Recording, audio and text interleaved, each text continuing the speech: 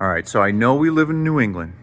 I know we get winters and you got to put down road salt, but I think this is just getting a little ridiculous. I mean, look at this. Oh my God. Oh, that's road salt. This is just caked everywhere. And then people wonder why vehicles rot out in New England. It's just, this is out of control. Can we just let up on the road salt a little bit, please?